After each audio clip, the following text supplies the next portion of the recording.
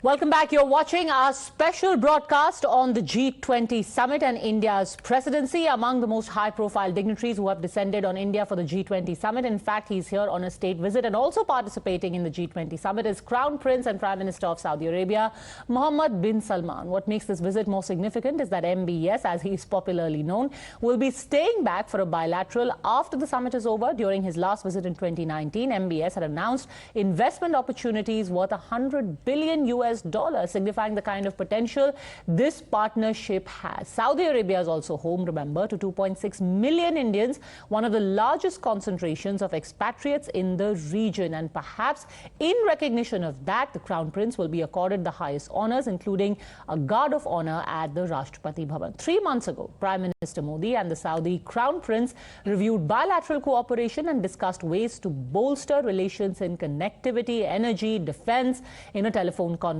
And the same are also going to be key focus areas of the bilaterals. India at that time had appreciated Saudi Arabia's support in the safe evacuation of Indians from Sudan and also for Hajj. But why is there so much emphasis on India's relations with the Saudi? Remember, among the G20 nations, there are three predominantly Muslim countries: Indonesia, Turkey and Saudi Arabia. The largest significance and strategy behind these engagements is not lost on anyone. Since 2015, Prime Minister Modi outdistanced all predecessors in the frequency of his personal interactions with Gulf Cooperation Council leaders. Between 2015 and 2023, he has visited Gulf nations 35 times. His latest visit being to Egypt and to the UAE. But why is there this kind of emphasis, and what does it mean for India in the next term that the Prime Minister has already announced? But India as a whole, irrespective of who is in government. Maruf Raza, consulting editor, Times Network, is with us. Asif Ramiz Daudi, foreign policy expert. Ambassador Ashok Mukherjee, former permanent representative of India to the UN.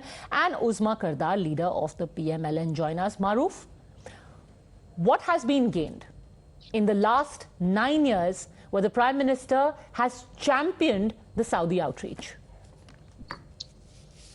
See, Padmaja, this is a very vast subject, and television being what it is, we are not going to be able to give it enough time. But let me just run through the bullet points. Point one is Mr. Modi has, in his very unique, charismatic style, turned his standing in the eyes of the world from somebody who was seen to be anti-Muslim after the Gujarat riots as somebody now everybody wants to engage with, especially many of the Islamic countries' leaders. The second thing is these very Muslim countries, especially Saudi Arabia and the UAE, want to engage with India for sale of oil and bilateral trade.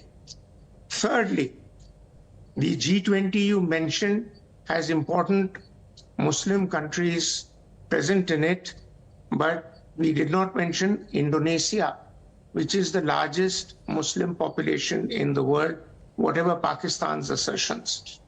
Next, Mr. Modi has managed to foster good relations with the Saudis, with the UAE, with Palestine and Israel both. And we also still buy oil from Iran despite American resistance. And in our neighborhood, Bangladesh is one of Mr. Modi's chosen destinations for engagement, and even the Honorable Prime Minister is here in India, except for Pakistan, for its own reasons, which has dug itself in a hole. India's relations with the entire bloc of Muslim countries is good. And final point, almost all of them have given Mr. Modi their highest national honor. The UAE, the Saudi Arabians, the Egyptian president, most recently the Order of the Nile. Then you have countries that are very keen to get into India's good books. India is championing not just the Muslim countries, but the global South, which has felt completely marginalized during the pandemic, when the Western world was clamoring to find solutions to their own problems. We provided medical assistance to 65 countries or more. In fact, Dr. Jaishankar has been on record to say that many world leaders he meets, they say that we have Indian vaccines running in our veins. So Mr. Modi's outreach, his energy has done enormous good for India. And for these countries, India is a big investment destination. So they need, the choice is China or India. And China, as you know, increasingly is in the dock. And India has very well balanced its relations with Central Asia, which is part of the earlier Soviet bloc. And that bloc is an important bloc that is looking to India to expand its footprint into the Arabian Sea. Afghanistan's also given Mr. Modi the highest national award.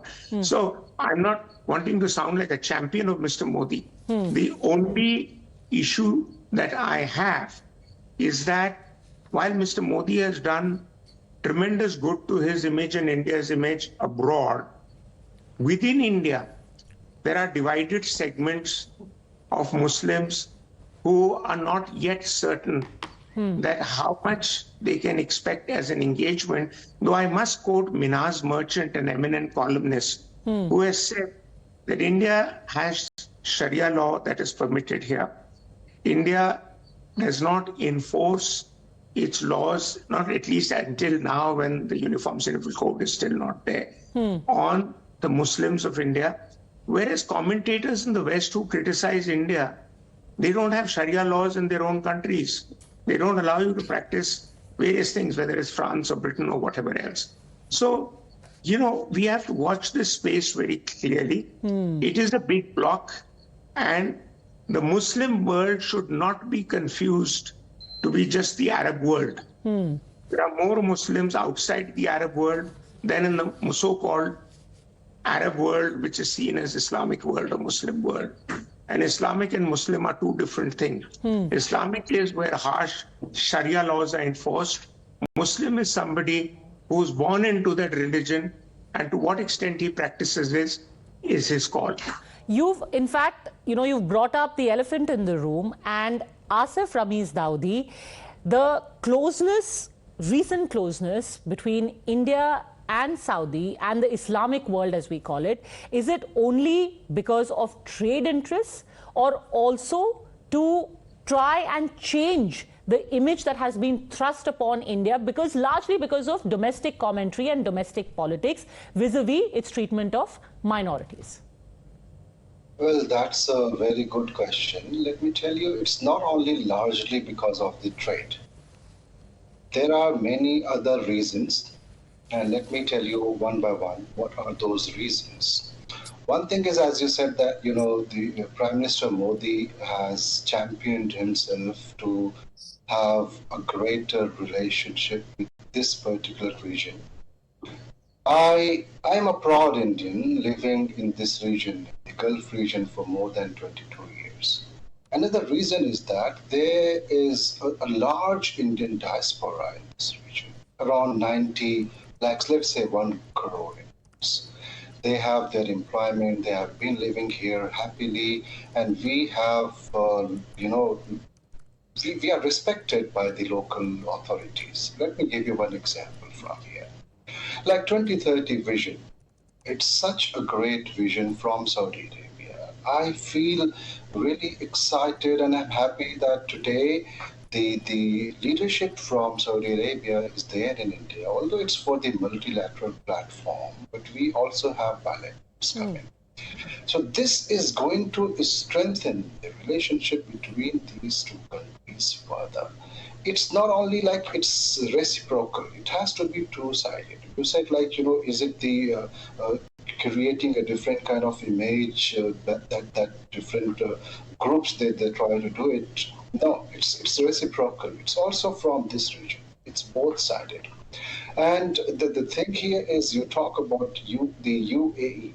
These two countries, these are one of them is the G21, not G20. G21 group member, that is Saudi Arabia, and UAE is not. But still, these two countries are the largest trade partners. But when we talk about the cultural exchanges, when we talk about the ideas that work together for the larger interest of the nations, like these nations, they think about the national interest and how the decisions can help the citizens of their countries. Likewise, we have in India as well.